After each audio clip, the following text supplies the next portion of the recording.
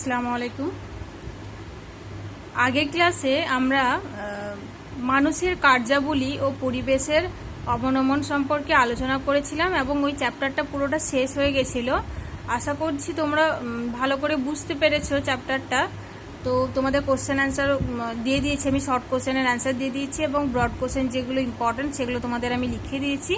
Text বই দেখে ওগুলো ভালো করে তোমরা পড়বে, আশা করছি পড়ে নিয়েছো তোমরা। আর যদি কিছু বুঝতে তোমাদের অসুবিধা হয় আমার সঙ্গে কন্ট্যাক্ট করবে তোমরা কিন্তু ভিডিও খুব কম জনই দেখছো। তোমাদেরকে আমি সবাইকে অনুরোধ করব যে ভিডিওগুলো সবাই তোমরা দেখো, ভালো করে বোঝার চেষ্টা করো, বুঝতে না পারলে আমার সঙ্গে কন্ট্যাক্ট করবে। তো যাই হোক, আজকে আমাদের আলোচনার বিষয় হচ্ছে ভারতের প্রতিবেশী দেশসমূহ ও তাদের সঙ্গে সম্পর্ক। দেখো, আমাদের বাড়ির চারপাশে যারা থাকে তাদেরকে আমরা বলি আমাদের প্রতিবেশী, তাই তো? এবং তাদের সঙ্গে আমরা আমাদের সম্পর্ক ভালো রাখি, তাদের সঙ্গে ভালোভাবে মেলামেশা করি আমরা। ঠিক সেরকম আমাদের দেশ ভারতবর্ষ এবং তার চারপাশে যে দেশগুলো রয়েছে তাদেরকে আমরা বলি আমাদের দেশের প্রতিবেশী দেশ, তাই তো? কোনো দেশের আশেপাশে যে দেশগুলো থাকে সেই দেশগুলোকে বলা হয় ওই দেশের প্রতিবেশী দেশ। যেমন আমাদের বাড়ির চারপাশে যেমন আমাদের প্রতিবেশী থাকে, ঠিক সেরকম আমাদের দেশের চারপাশেও আমাদের প্রতিবেশী দেশরা থাকে। তো আজকে আমাদের আলোচনার বিষয় হচ্ছে ভারতের প্রতিবেশী দেশসমূহ ও তাদের সঙ্গে সম্পর্ক। এবার দেখো, ভারতের প্রতিবেশী দেশের সংখ্যা হচ্ছে 9টা এবং সেই দেশগুলোর নামগুলো একটু আমরা জানবো। দেখো, ভারতের উত্তর দিকে রয়েছে নেপাল এবং তার পাশে রয়েছে ভুটান। নেপালের রাজধানী হচ্ছে কাঠমান্ডু। আমরা জানি যে পৃথিবীর মধ্যে উচ্চতম পর্বতশৃঙ্গ মাউন্ট এভারেস্ট এই নেপালে অবস্থিত, তাই তো? এবার দেখো, পাশে আছে ভুটান। ভুটানের রাজধানী হচ্ছে থিম্পু। ভুটানকে বজ্রপাতের দেশ বা বজ্র ড্রাগনের দেশ বলা হয়। কেন বলা হয়? ভুটান পুরো ভুটান দেশটা মানে পাহাড়ের মধ্যে অবস্থিত। ভুটানে অনেক পাহাড় রয়েছে আর ভুটানে ভুটানে বজ্রপাতও খুব বেশি হয়। এখানে মৌসুমি বৃষ্টিপাত যখন প্রবেশ করে বর্ষাকালে, এখানে পাহাড়ের আঘাত লেগে এখানে প্রচুর পরিমাণে বৃষ্টিপাত হয়, বজ্রপাত সহ বৃষ্টিপাত হয়। আর যেহেতু এখানে অনেক পাহাড় রয়েছে, কি হয়, ইকো খুব বেশি হয়। ইকো মানে হচ্ছে বজ্রপাতটা যখন একবার হয় তখন পাহাড়ে ধাক্কা খেয়ে বারবার সেটা প্রতিফলিত হতে থাকে। মানে বজ্রপাতটা একবার বজ্রপাত হলে বারবার প্রতিফলিত হতে থাকে, প্রতিধ্বনি হতে থাকে। যেমন ধরো, কোথাও পাহাড়ে যদি আমরা ঘুরতে যাই, দেখবে একবার যদি নামটাকে ডাকা হয় তো বারবার, একবার ডাকার পরে বারবার ওটা হতে থাকে, তো সেটাকে আমরা ইকো বলি, তাই তো? ঠিক সেরকম ভুটানেও তাই, একবার বজ্রপাত হলে বারবার ইকো হতে থাকে। তো অনেক বেশি বজ্রপাত যেহেতু হয়, তো অনেক বেশিবার সেটা ইকো হতে থাকে। তো সেই জন্যই ভুটানকে বলা হয় বজ্রপাতের দেশ বা বজ্র ড্রাগনের দেশ। ভুটানকে কার্বন সিঙ্ক বলা হয়। এখানে যে উদ্ভিদ আছে, প্রচুর পরিমাণে উদ্ভিদ আছে এবং উদ্ভিদরা কার্বন ডাই অক্সাইড শোষণ করে নেয়, তো সেই জন্যই ভুটানকে কার্বন সিঙ্ক বলা হয়। তারপর দেখো, ভারতের পূর্ব দিকে রয়েছে বাংলাদেশ, তাই তো? বাংলাদেশ পাট শিল্পে খুব বিখ্যাত আমরা জানি। আর বাংলাদেশে পৃথিবীর বৃহত্তম ম্যানগ্রোভ অরণ্য এই বাংলাদেশেই রয়েছে। বাংলাদেশের রাজধানী আমরা সবাই জানি, কি বলতো? ঢাকা, তাই তো? এরপর দেখো, বাংলাদেশের পাশে মানে ভারতের পূর্ব দিকে আর একটা প্রতিবেশী দেশ রয়েছে যার নাম হচ্ছে মায়ানমার। মায়ানমারের পূর্ব নাম হচ্ছে ব্রহ্মদেশ। এই মায়ানমারে বৌদ্ধ মন্দিরের পরিমাণ অনেক বেশি, যেগুলোকে বলা হয়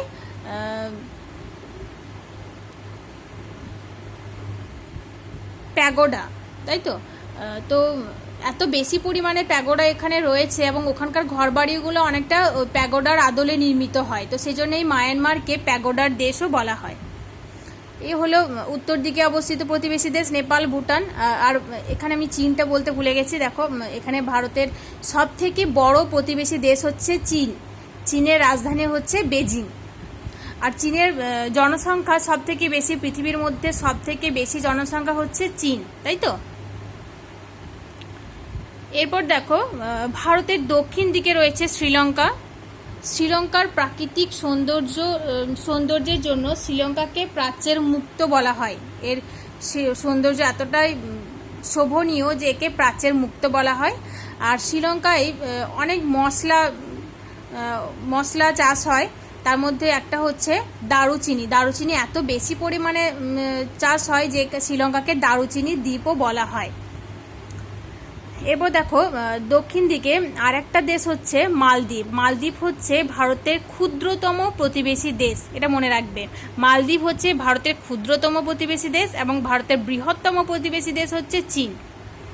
এবার দেখো ভারতের উত্তর পশ্চিম দিকে রয়েছে পাকিস্তান। পাকিস্তানের রাজধানী কোনটা? পাকিস্তানের রাজধানী হচ্ছে ইসলামাবাদ, এখানে অবস্থিত ইসলামাবাদ। পাকিস্তানে সব থেকে বেশি পরিমাণে খনিজ লবণ উত্তোলন করা হয়। খনিজ লবণ বেশি পাওয়া যায়, কেওড়া খনি থেকে পাওয়া যায়। ঠিক আছে, এরপর দেখো আর একটা প্রতিবেশী দেশ হচ্ছে আফগানিস্তান। আফগানিস্তানের রাজধানী হচ্ছে কাবুল। তোমরা রাজধানীগুলোর নাম মনে রাখবে। মালদ্বীপের রাজধানীটা বলতে ভুলে গেছি, মালদ্বীপের রাজধানী হচ্ছে ম্যালে, আর শ্রীলঙ্কার রাজধানী হচ্ছে শ্রী জয়বর্ধনেপুরা কোট্টে। ঠিক আছে, আর মায়ানমারের রাজধানী নেপাইদাও। তো এই দেশগুলো প্রতিবেশী দেশ এবং তাদের রাজধানীগুলো তোমরা মনে রাখবে। দেখো এখানে রয়েছে হিমালয় পর্বতমালা। হিমালয় পর্বতমালার দক্ষিণ দিকে যে দেশগুলো রয়েছে, যেমন ভারত এবং তার প্রতিবেশী দেশগুলো, এই সব দেশগুলোর সঙ্গে একটা সামাজিক মিল খুব বেশি। এবং এই যে দেশগুলো এবং এই দেশগুলোর কেন্দ্রবিন্দুই হচ্ছে ভারত। আর ভারত আয়তনের বিচারে এবং জনসংখ্যার বিচারে বৃহত্তম, তাই তো? এই প্রতিবেশী দেশগুলোর মধ্যে চীন বাদ দিয়ে এই প্রতিবেশী দেশগুলোর মধ্যে ভারত হচ্ছে বৃহত্তম এবং জনসংখ্যার বিচারেও হচ্ছে বৃহত্তম।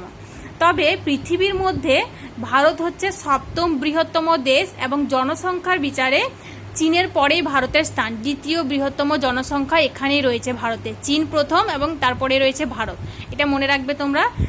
সপ্তম বৃহত্তম দেশ হচ্ছে ভারত এবং জনসংখ্যার বিচারে দ্বিতীয় বৃহত্তম হচ্ছে ভারত। ঠিক আছে, তো যেহেতু এই দেশগুলোর কেন্দ্রবিন্দু হচ্ছে ভারত এবং সেই জন্যে এই দেশগুলোকে এবং ভারতকে নিয়ে এই পুরো দেশগুলোকে বলা হয় ভারতীয় উপমহাদেশ। ঠিক আছে, এটা মনে রাখবে তোমরা। ভারতীয় উপমহাদেশ কাকে এবং কেন বলা হয়? ভারত এবং তার প্রতিবেশী দেশগুলোকে ভারতীয় উপমহাদেশ বলা হয়। এদের মধ্যে সামাজিক মিল খুব বেশি এবং এদের কেন্দ্রবিন্দুই হচ্ছে ভারত, তাই এদেরকে বলা হয় ভারতীয় উপমহাদেশ। এরপর আমরা কিছু ছোট ছোট জিনিস আমরা জানবো, সেগুলো হচ্ছে দেখো ভারতের প্রতিবেশী দেশের সংখ্যা কয়টি? এরকম তোমাদের শর্ট কোশ্চেন হবে। ভারতের প্রতিবেশী দেশের সংখ্যা কয়টি আমরা জানলাম। এই যে দেখো চীন, নেপাল, ভুটান, বাংলাদেশ, মায়ানমার, এখানে আছে শ্রীলঙ্কা, মালদ্বীপ, আফগানিস্তান, পাকিস্তান, এই সবগুলো মিলিয়ে ভারতের প্রতিবেশী দেশের সংখ্যা হচ্ছে 9টি। কটি? 9টি। ভারতের প্রতিবেশী দেশের সংখ্যা 9টি। দেখো কোনটি কোন দিকে অবস্থিত এটা আমরা জানলাম। যেমন দেখো চীন, নেপাল, ভুটান হচ্ছে উত্তর দিকে অবস্থিত। বাংলাদেশ, মায়ানমার ভারতের পূর্ব দিকে অবস্থিত। ভারতের দক্ষিণ দিকে রয়েছে শ্রীলঙ্কা এবং মালদ্বীপ। ভারতের উত্তর পশ্চিম দিকে রয়েছে আফগানিস্তান এবং পাকিস্তান, তাই তো? এবার আমরা জানবো যে কোন কোন প্রতিবেশী দেশগুলোর সঙ্গে ভারতের স্থলভাগের সীমানা রয়েছে। কোন কোন প্রতিবেশী দেশের সঙ্গে স্থলভাগের সীমানা রয়েছে? দেখো পাকিস্তান, আফগানিস্তান, চীন, নেপাল, ভুটান, মায়ানমার এবং বাংলাদেশের সঙ্গে ভারতের স্থলভাগের সীমানা রয়েছে। স্থলভাগ বলতে এখানে কোনো জলভাগ নেই, তাই স্থলভাগের সীমানার সঙ্গে যুক্ত আছে বলে এটা বলা হচ্ছে। তবে মালদ্বীপ আর শ্রীলঙ্কা এই দুটো দেশ পুরোপুরি জলভাগের সঙ্গে যুক্ত, তাই তো? এখানে রয়েছে দেখো আরব সাগর, আরব সাগরের এখানে রয়েছে মালদ্বীপ এবং এখানে আছে বঙ্গোপসাগর, আর এইখানে আছে শ্রীলঙ্কা। তাই এই দুটো দেশ হচ্ছে ভারতের জলভাগের সঙ্গে যুক্ত। ঠিক আছে, মনে রাখবে এটা। এবার আমরা জানবো যে কোন প্রতিবেশী দেশের 3 দিক ঘিরে রয়েছে ভারতের সীমানা। কোন প্রতিবেশী দেশের 3 দিকে ভারতের সীমানা রয়েছে? বাংলাদেশ। বাংলাদেশের 3 দিকেই দেখো ভারতের সীমানা রয়েছে, তাই তো? আর কোনটা আছে? নেপাল। নেপালের 3 দিকেও দেখো ভারতের সীমানা রয়েছে এবং ভুটানের 3 দিকেও ভারতের সীমানা রয়েছে। তাহলে বাংলাদেশ, নেপাল ও ভুটান এই 3টি দেশের 3 দিকেই ভারতের সীমানা রয়েছে। আর সম্পূর্ণ স্থলবেষ্টিত দুটি প্রতিবেশী দেশ বললাম, সরি বলিনি, সম্পূর্ণ স্থলবেষ্টিত প্রতিবেশী দেশ হচ্ছে নেপাল এবং ভুটান। এখানে জলপথের কোনো সীমানা নেই, মানে স্থলভাগের সঙ্গেই যুক্ত, তাই তো সেই জন্যই স্থলবেষ্টিত সীমানা হচ্ছে, স্থলবেষ্টিত প্রতিবেশী দেশ হচ্ছে নেপাল ও ভুটান। আবার এই দুটো দেশ বাণিজ্যের জন্য কলকাতা বন্দর ব্যবহার করে, এদের কোনো বাণিজ্যিক বন্দর নেই, যেহেতু স্থলভাগে অবস্থিত, তো সেই জন্যই বাণিজ্য করার জন্য কোনো বন্দর নেই, এরা ব্যবসা বাণিজ্যের জন্য কলকাতা বন্দরকে ব্যবহার করে। ঠিক আছে, এটা মনে রাখবে তোমরা। আর এই দুটি দেশের, এই প্রতিবেশী দেশের কোনো সমুদ্র বন্দর নেই। এরকম তোমাদের শর্ট কোশ্চেন হতে পারে যে কোন দুটি দেশের কোনো সমুদ্র বন্দর নেই লেখো। তো নেপাল এবং ভুটানের কোনো সমুদ্র বন্দর নেই, এরা কলকাতা বন্দরের সাহায্য নিয়েই ব্যবসা বাণিজ্য করে। আর দেখো ভারতের কোন দুটি প্রতিবেশীর সঙ্গে সম্পূর্ণ জলপথে বাণিজ্য করে? ভারতের শ্রীলঙ্কা এবং মালদ্বীপ এই দুটো দেশের সঙ্গে সম্পূর্ণ জলপথে বাণিজ্য করে। ঠিক আছে, যেহেতু মানে জলভাগে অবস্থিত সেজন্যই জলপথে বাণিজ্য করে। এরপর আমরা জানবো যে আমাদের রাজ্য পশ্চিমবঙ্গ কোন তিনটি প্রতিবেশী দেশের সীমান্তে অবস্থিত। আমাদের রাজ্য পশ্চিমবঙ্গ এখানে রয়েছে, তাই তো। আর আমাদের দেশ পশ্চিমবঙ্গের সঙ্গে কোন তিনটি দেশের সীমান্ত রয়েছে? এই যে বাংলাদেশ, ভুটান এবং নেপাল। ঠিক আছে, আরও একটা রাজ্য আছে ভারতের মধ্যে, আরও একটা রাজ্য আছে যার সঙ্গে তিনটি দেশের সীমানা রয়েছে। এখানে যেমন রয়েছে জম্মু ও কাশ্মীর। জম্মু ও কাশ্মীরের সঙ্গে দেখো চীনের সীমান্ত যুক্ত আছে, চীন সীমানার সঙ্গে যুক্ত আছে, আফগানিস্তানের সঙ্গে যুক্ত আছে এবং পাকিস্তানের সঙ্গে যুক্ত আছে। তাহলে দেখো ভারতের দুটি রাজ্য তিনটি দেশের সঙ্গে যুক্ত আছে, যেমন পশ্চিমবঙ্গে তিনটি দেশের সীমানার সঙ্গে যুক্ত, বাংলাদেশ, নেপাল, ভুটান। আর এখানে জম্মু কাশ্মীর আছে, জম্মু কাশ্মীর কোন তিনটি দেশের সঙ্গে যুক্ত? আফগানিস্তান, পাকিস্তান এবং চীন। এটা তোমরা মনে রাখবে। তো এরকম তোমাদের শর্ট কোশ্চেন হতে পারে যে ভারতের এমন দুটি রাজ্যের নাম করো যা তিনটি প্রতিবেশী দেশের সীমান্তকে স্পর্শ করে আছে। তাহলে কোন দুটি রাজ্য? একটা হচ্ছে পশ্চিমবঙ্গ আর একটা হচ্ছে জম্মু ও কাশ্মীর। এবার আমরা জানবো যে ভারত ও শ্রীলঙ্কা কোন প্রণালী দ্বারা বিচ্ছিন্ন। এই যে দেখো ভারত ও শ্রীলঙ্কা, এখানে কোন প্রণালী আছে? এখানে আছে পক প্রণালী, পক প্রণালী, তাই তো। আর এখানে রয়েছে মান্নার উপসাগর, এটা আমরা জানি। ভারত ও শ্রীলঙ্কার মাঝখানে রয়েছে মান্নার উপসাগর এবং ভারত ও শ্রীলঙ্কাকে পৃথক করেছে পক প্রণালী, এটা তোমরা মনে রাখবে। এরপর দেখো আমরা আমাদের প্রতিবেশীদের সঙ্গে সুসম্পর্ক বজায় রাখি, তাই তো। দেখো আমাদের বাড়ি যদি অনেক সময় এরকম হয় যে রান্না করতে গিয়ে দেখছি আদা শেষ হয়ে গেছে, তখন আমরা আমাদের প্রতিবেশী দেশের কাছ থেকে সেইটুকু নিয়ে আসি যে সেই সময় কাজে লাগানোর জন্য, যে আমরা পরে দিয়ে দেবো, তাই না। তো এইসব আরও অনেক কিছু জিনিস লেনদেনের জন্যে আমরা, বা আর্থিক কোনো টাকা পয়সা লেনদেনের জন্য আমরা আমাদের প্রতিবেশীর সঙ্গে সুসম্পর্ক বজায় রাখি। ঠিক সেরকম ভারতও তার প্রতিবেশী দেশের সঙ্গে সুসম্পর্ক বজায় রাখে এবং এই সুসম্পর্ক বজায় রেখে চলার জন্য তৈরি হয় সার্ক। কি তৈরি হয়? সার্ক। এখানে লিখছি আমি।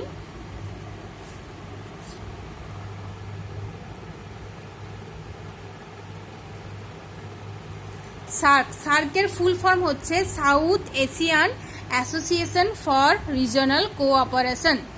South Asian association for regional cooperation. এটি গঠিত হয় 1985 সালে। কত সালে গঠিত হয়? 1985 সালে গঠিত হয়। এবং কটি দেশ এখানে এর অন্তর্ভুক্ত? এখানে 8টি দেশ নিয়ে সার্ক গঠিত হয়েছে। কোন কোন দেশ? ভারত, বাংলাদেশ, নেপাল, ভুটান, শ্রীলঙ্কা, পাকিস্তান, মালদ্বীপ ও আফগানিস্তান।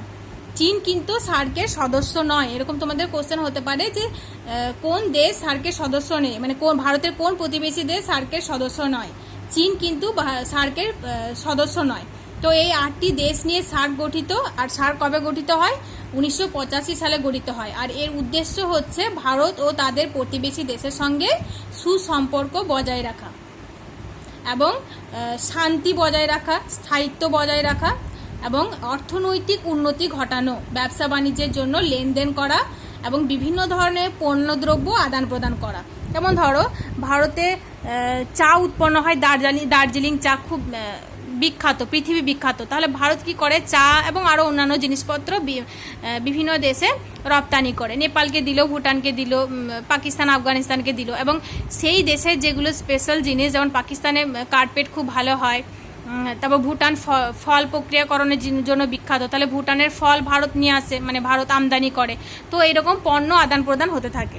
তো এই সার্কের মূল উদ্দেশ্যই হচ্ছে এই দেশগুলোর মধ্যে পণ্য আদান প্রদান করা এবং এদের অর্থনৈতিকভাবে সাহায্য করা এবং পরস্পরের শান্তি স্থাপন করা, শান্তি এবং স্থায়িত্ব বজায় রাখা এবং অর্থনৈতিক উন্নতি ঘটানো, এটাই হচ্ছে সার্কের উদ্দেশ্য। তো এই সার্ক সম্পর্কে তোমাদের 3 নম্বর টিকা আসতে পারে, এটা তোমরা ভালো করে পড়বে।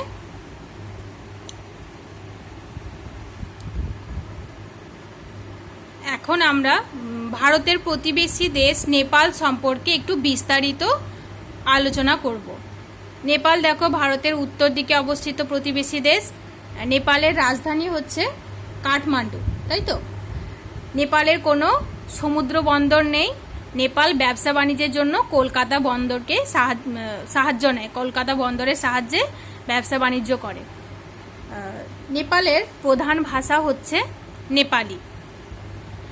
নেপালের রাজধানী বললাম কাঠমান্ডু।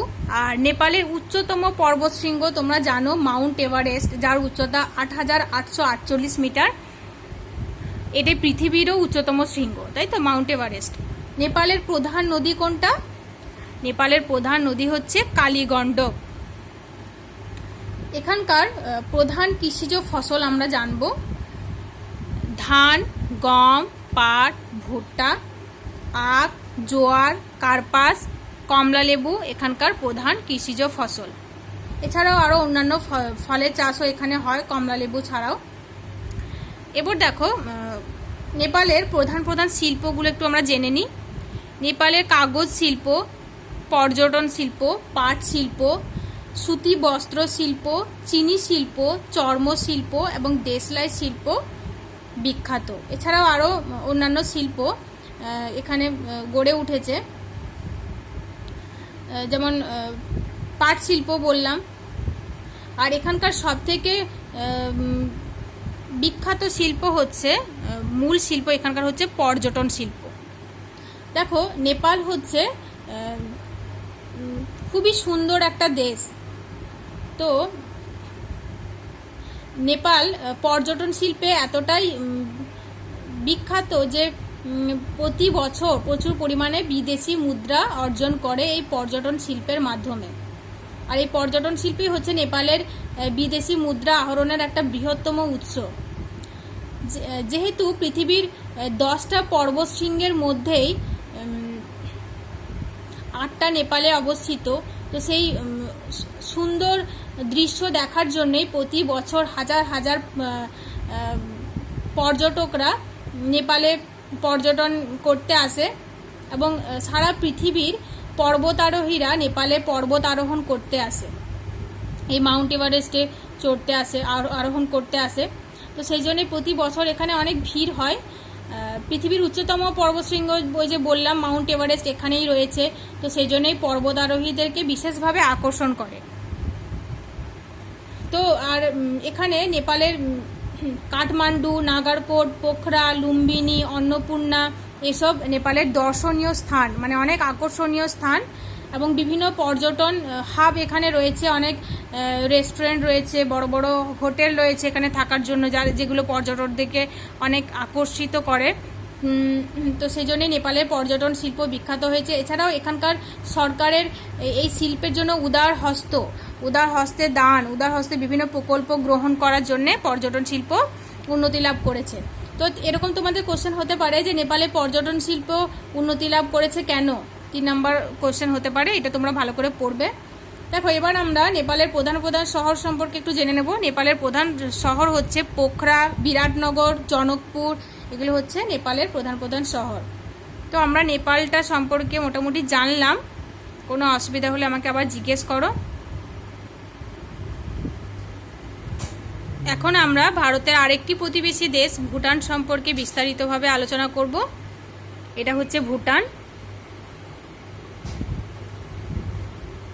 ভুটানের রাজধানী হচ্ছে থিম্পু, তাই তো? ভুটানের রাজধানী থিম্পু। ভুটানের উচ্চতম শৃঙ্গ হচ্ছে কুলা কাংরি, যার উচ্চতা হচ্ছে ৭,৫২৮ মিটার। ভুটানের প্রধান নদী হচ্ছে মানস। ভুটানের প্রধান ভাষা হচ্ছে জাংথা, ওরা জাংথা ভাষায় কথা বলে।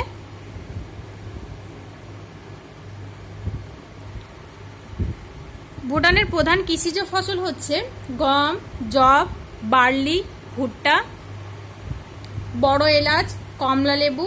প্রচুর পরিমাণে ফল চাষ হয় এখানে, অনেক ধরনের ফল চাষ হয়, আপেল, এসব আরও আপেল, কমলা লেবু, আঙ্গুর, নাশপাতি, এগুলো। এখানকার প্রধান প্রধান শিল্প হচ্ছে সিমেন্ট শিল্প, কাগজ শিল্প, পাট শিল্প, কাঠ শিল্প, জ্যাম জেলি তৈরি শিল্প, ফল প্রক্রিয়াকরণ শিল্প, পানীয় প্রস্তুত, পানীয় হচ্ছে বিভিন্ন ধরনের মাদক দ্রব্য। এবং এখানকার প্রধান প্রধান শহর হচ্ছে পারো, পুনাখা, ফুনসেলি। দেখো, এখানকার ভুটানের প্রধান শিল্প হচ্ছে ফল প্রক্রিয়াকরণ শিল্প। এবার এরকম তোমাদের কোশ্চেন 3 নম্বর বা 5 নম্বর হতে পারে যে ভুটান ফল প্রক্রিয়াকরণ শিল্পে উন্নত কেন। দেখো, ভুটানের প্রাকৃতিক পরিবেশ এতটা মনোরম যে এতটা ভালো যে ফল চাষের জন্য খুবই বিখ্যাত, মানে ফল চাষের উপকূল পরিবেশ এখানে রয়েছে, তাই প্রচুর পরিমাণে ফল এখানে চাষ হয়। যেহেতু প্রচুর পরিমাণে ফল এখানে চাষ হচ্ছে, যেমন কমলা লেবু, আপেল, নাশপাতি, আনারস, তো সেই জন্য এই ফল থেকে জ্যাম, জেলি এবং বিভিন্ন ধরনের পানীয়, এই ফল থেকে বিভিন্ন ধরনের মাদক দ্রব্য তৈরি, এসব করার সুবিধা থাকছে। এবং এখানকার মনোরম পরিবেশের জন্য এই ফল প্রক্রিয়াকরণ সম্ভব হচ্ছে।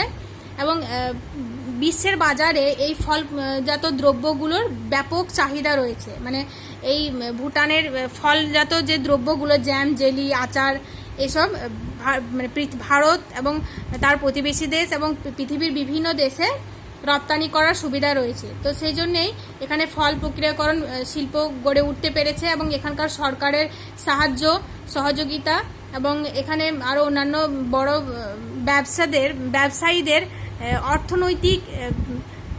অর্থনৈতিক অর্থ প্রদান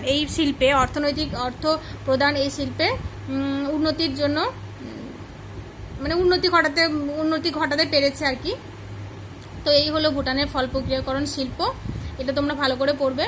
এবার দেখো, আরেকটা আমি তোমাদেরকে বলেছিলাম যে ভুটানকে বজ্রপাতের দেশ বলা হয় এবং বা বজ্র ড্রাগনের দেশ বলা হয়। তো এরকমও তোমাদের 2 নম্বর কোশ্চেন আসতে পারে যে ভুটানকে বজ্র ড্রাগনের দেশ বলা হয় কেন, ওটা আমি তোমাদেরকে এর আগে বললাম, এটা ভালো করে পড়বে। ভুটানকে কার্বন সিঙ্কও বলা হয়, যেহেতু এখানে প্রচুর গাছ রয়েছে সেজন্য বেশিরভাগ কার্বন ডাইঅক্সাইড শোষণ করে নেয়, সেই জন্য কার্বন সিঙ্ক বলা হয়। তো এটাও তোমরা পড়বে, এটা তোমাদের 2 নম্বর আসতে পারে। দেখো, আজকে আমরা এই ভারত ও তার প্রতিবেশী দেশগুলো সম্পর্কে আমরা জানলাম এবং বেশ কয়েকটা শর্ট কোশ্চেন আমি তোমাদেরকে বললাম, যেমন ভারতের প্রতিবেশী দেশের সংখ্যা কয়টি, 7টি, প্রতিবেশী দেশগুলো কোনটি, ভারতের কোন দিকে রয়েছে, এগুলো আরও বেশ কয়েকটা শর্ট কোশ্চেন বললাম। ওই কোশ্চেনের ছবি আমি তোমাদেরকে দিয়ে দিচ্ছি, ওই কোশ্চেনগুলো তোমরা লিখে আমাকে চেক করাবে, খাতায় লিখে আমাকে চেক করাবে, অ্যান্সারটা লিখে, না পারলে আমাকে জিজ্ঞেস করবে। আর তোমরা এটা পড়বে, ভারতীয় উপমহাদেশ বলতে কি বোঝো, সার্ক টিকাটা করবে। এবং তোমাদের এই যে নেপাল এবং ভুটান, এই দুটো দেশ আমি বললাম, এই দুটো দেশের উচ্চতম শৃঙ্গ, প্রধান নদী, রাজধানী, প্রধান ভাষা, প্রধান কৃষিজ ফসল, প্রধান প্রধান শিল্প এবং প্রধান প্রধান শহরগুলো তোমরা ভালো করে পড়বে। তোমাদের সুবিধার জন্য তোমরা ছক করে পড়ে নিতে পারো, তোমরা টেক্সট বই দেখে পড়লে বেশি ভালো হয়। এবং নেপালের পর্যটন শিল্প কেন গড়ে উঠেছে, পর্যটন শিল্প সম্পর্কে 3 নম্বর তোমরা ভালো করে পড়বে। আর ভুটানের ফল প্রক্রিয়াকরণ শিল্প, এটাও তোমাদের 3 নম্বর আসতে পারে, 3 নম্বর এবং 5 নম্বর আসতে পারে, এটা তোমরা ভালো করে পড়ো। নেক্সট ক্লাসে আমরা ইনশাল্লাহ আরও যে প্রতিবেশী দেশগুলো আছে সেগুলো সম্পর্কে আলোচনা করব।